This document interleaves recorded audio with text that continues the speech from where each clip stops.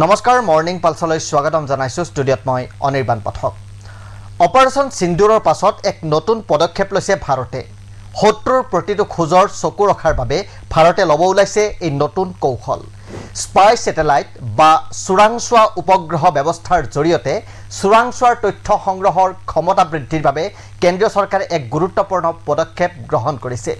the মিণ্টৰ এক প্ৰতিবেদন অনুসৰি অপাৰেশ্যন সিন্দুৰৰ পাছত চোৰাংচোৱা উপগ্ৰহ ব্যৱস্থাটো শক্তিশালী কৰাৰ প্ৰয়োজনীয়তা সামৰিক বাহিনী আৰু ভাৰতৰ চৰকাৰে উভয়ে অনুভৱ কৰিছে ভাৰত চৰকাৰে তিনিটা ব্যক্তিগত কোম্পানী ক্ৰমে অনন্ত টেকনলজিজ চেণ্টাম ইলেক্ট্ৰনিক্স আৰু আলফা ডিজাইন টেকনলজিছৰ সৈতে সহযোগিতা কৰি আকাশৰ পৰা মাটিত থকা শত্ৰুৰ প্ৰতিটো স্থান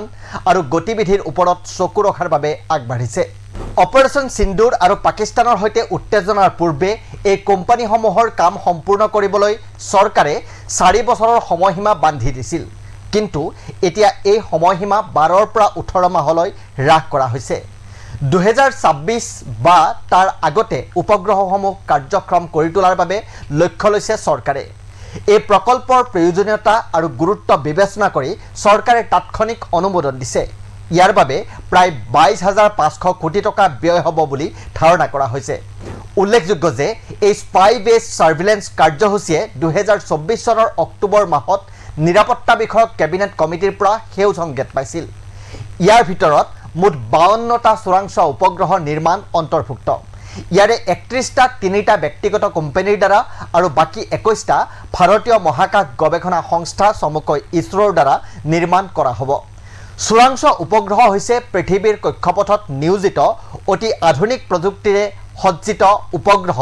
যিবোৰে কেৱল চোৰাংচোৱাৰ তথ্য সংগ্ৰহৰ বাবে নিৰ্মাণ আৰু উৎক্ষেপণ কৰা হয়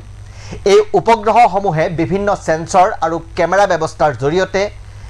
মহাকাশৰ পৰা পৃথিৱীৰ কিছুমান অংশ নিৰীক্ষণ কৰে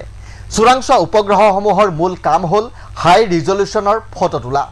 এই উপগ্ৰহসমূহত শক্তিশালী অপটিকেল আৰু ইনফ্ৰাৰেড কেমেৰা সংযুক্ত কৰা হৈছে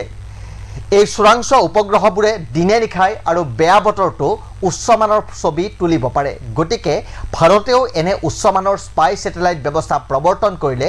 দেশৰ সুৰক্ষাৰ দিশটোৱে আৰু এধাপ আগুৱাব পাৰিব বুলি আশা কৰা হৈছে ধন্যবাদ